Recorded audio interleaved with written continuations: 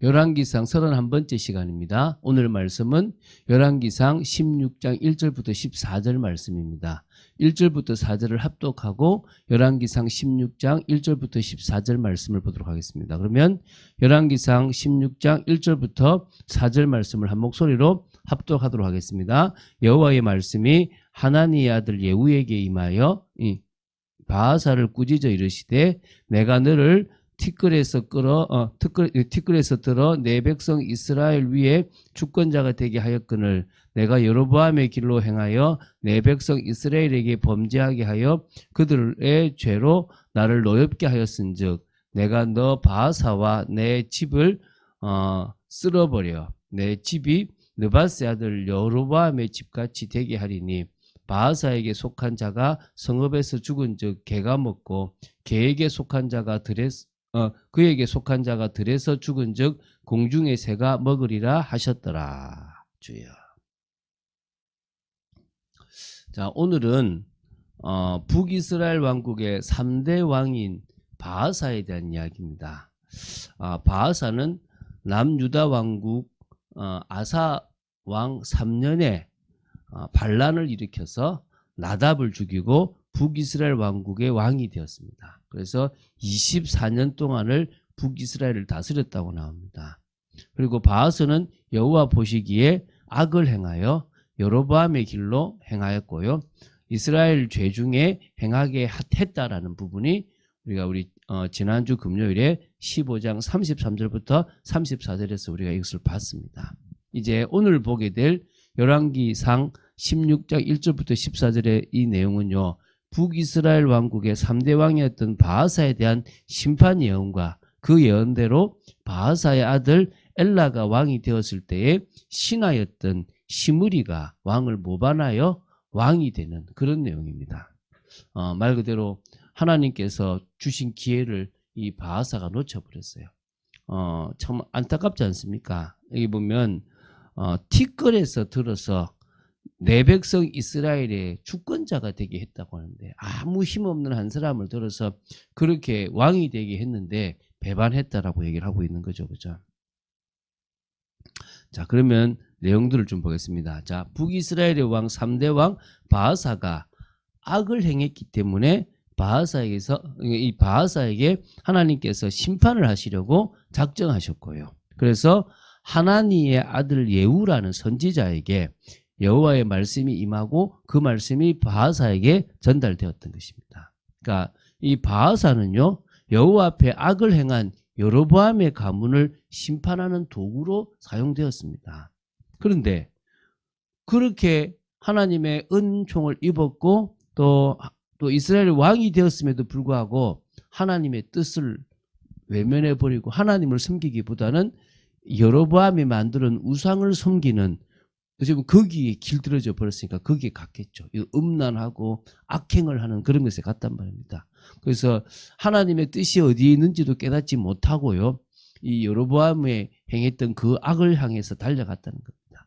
이에 이제 여호와 하나님은 유다 출신의 선지자 예후를 바하사에게 보낸 겁니다. 그래서 바하사의 악행을 꾸짖고 그에게 하나님의 심판을 경고했는데요. 그게 1절부터 4절 오늘 읽었던 겁니다. 뭐라고요? 이제 이런 거죠. 내가 너를 티끌에서 들어 내 백성 이스라엘 위에 주권자가 되게 하였거늘 내가 여로보암의 길로 행하며 내 백성 이스라엘에게 범죄하게 하여 그들의 죄로 나를 노엽게 하였은즉 내가 너 바하사와 내 집을 쓸어버려 내 집이 느바세 아들 여로보암의 집같이 되게 하리니 바하사에게 속한 자가 성읍에서 죽은즉 개가 먹고 그에게 속한 자가 들에서 죽은즉 공중의 새가 먹으리라 하셨더라. 무덤에도 들어가지 못하고 시체가 버림받을 것이다 라는 얘기를 한 거예요. 자, 7절에도 나옵니다. 여호와의 말씀이 하나님의 아들 선지자 예후에게도 임하사 바하사와 그의 집을 꾸짖으심은 그가 여로보암의 집과 같이 여호와 보시기에 모든 악을 행하며 그의 손의 행위로 여호와를 노엽게 하였음이며 또 그의 집을 쳤음이더라. 이게 참 여호와를 노엽게 했단 말입니다. 자, 그러니까 이런 심판을 받을 만큼 정말 그럼 이게 이러면 또 회개하면 되잖아요. 회개도 안 해요. 참 안타깝죠, 그죠? 자, 자, 그러면은 예후를 통해서 바하사에게 선포된 하나님의 심판 경고를 보면요. 일전에 아이야를 통해서 여로보암에게 선포하신 경고하고 거의 유사해요. 3절에 보면 여로보암의 집같이 되게 하리니라고 했어요. 이 말씀대로 되어졌어요. 바하사는 어떻게 죽은지 사실 그냥 잘 모르지만 그냥 조사에 갔다가 나오지만 그 바하사의 집을 쓸어버리겠다는 건데요. 바하사에게 속한 자가 성읍에서 죽은 적 개가 먹고 들에서 죽은 적 공중의 새가 먹게 된다는 말 그대로 그 당시 비참한 죽음을 예언했다는 겁니다. 자, 그래서 5절 6절에 보면 바하사는 죽습니다. 어떻게 죽은지 사실 잘 몰라요. 그러나 고통 가운데 죽었을 거라 생각됩니다. 왜? 하나님과 함께 하지 않는 것 자체가 고통이니까요. 왕상 15장 33절에 보면요. 24년을 왕으로 다스렸다라고 합니다. 이 정도면요. 여로보암을 죽이는 칼로 사용된 바하사에게는 좀 나름대로 은혜를 주셨다라고 볼 수 있습니다. 그래서 열왕기상 16장 5절에 보면요. 권세를 썼다라는 표현이, 그러니까 권세가 있었다는 거예요. 그래서 나름 좀 누린 것 같아요. 그래서 그의 남은 사적과 그 행한 모든 일과 권세가 이스라엘 왕 역대지략에 기록되었지 않냐라고 얘기하는 거예요. 그래서 바하사는 조상들과 함께 잤다는 겁니다. 그래서 디르사에 장사되었다고 하고요. 그러니까 여기는 장사되었어요. 아들 엘라가 대신하여 왕이 됐는데 이때부터 비참한 죽음이 시작되는 거예요. 그게 8절부터 14절입니다. 하나님의 아들 예후에게 하신 말씀대로 이제 그대로 성취되는 것을 보게 됩니다. 우리는 정말 하나님을 향한 경외심, 정말 두려움과 떨리는 마음으로 우리의 신앙을 지켜나가야 될 줄 믿습니다. 북이스라엘 왕국의 4대 왕은 바로 바하스의 아들 엘라였습니다. 역시 남유다 아사 왕 26년에 지금 이 아사라는 왕이 41년을 있거든요. 그러니까 그 오랫도록 있는 중에 북이스라엘은 계속 왕이 바뀌는 거예요. 엘라가 북이스라엘 왕국의 4대 왕으로 올라서 2년 동안 왕위에 있었고요. 그 뒤에 반역에 의해서 죽게 되는 겁니다. 9절 10절에 보면 반역의 사건이 나와요. 엘라가 디르사의 왕국 맡은 자였던 아르사라는 집에서 이제 마시고 취하고 막 하고 있을 그때예요. 근데 이때가 어느 때냐 뒤에 보면 나오지만 블레셋과 전쟁이 있었던 때예요. 그럼 사실은 저 엘라가 이러고 있을 때가 아니라 정말 준비해야 되죠. 그런데 자기는 취하고 있었다는 거예요. 그때 이제 이 엘라의 신하였고 병거 절반을 통솔한 지휘관이었던 시므리가 왕을 모반한 겁니다. 그래서 아르사의 집에 있었던 엘라를 쳐 죽였다고 그런 거죠. 이게 여러분 이 북이스라엘에 계속되는 심판이에요. 하나님을 떠나고 자기만 떠난 게 아니라 이스라엘 백성들로 하여금 하나님을 떠나게 만드는 그 사람들에게 임하는 심판이라는 거예요. 우리가 이거를 좀 보면서요. 이게 우리의 민낯일 수 있다. 우리가 하나님의 은혜 없고 우리가 하나님을 향한 믿음이 없으면 우리는 저 악을 향해서 달려가고 우리의 인생이 이럴 수 있는 거예요. 좋은 것만 기록된 게 성경이 아니잖아요. 정말 이렇게 힘든 게 많아요. 이 힘든 불편한 진실들을 보면서 우리가 우리 인생을 되돌아봐야 되는 거예요. 11절에서 13절 보면요. 그 정도가 아니라 이 시므리가 왕이 된 이후에도요. 바하사의 온 집안 사람들을 죽인 겁니다. 남자는 그의 친족이든 그의 친구이든지 한 사람도 남기지 않고 바하사의 집을 다 멸한 겁니다. 왜? 후환이 두려워서 다 죽였겠죠. 예언대로 된 거예요.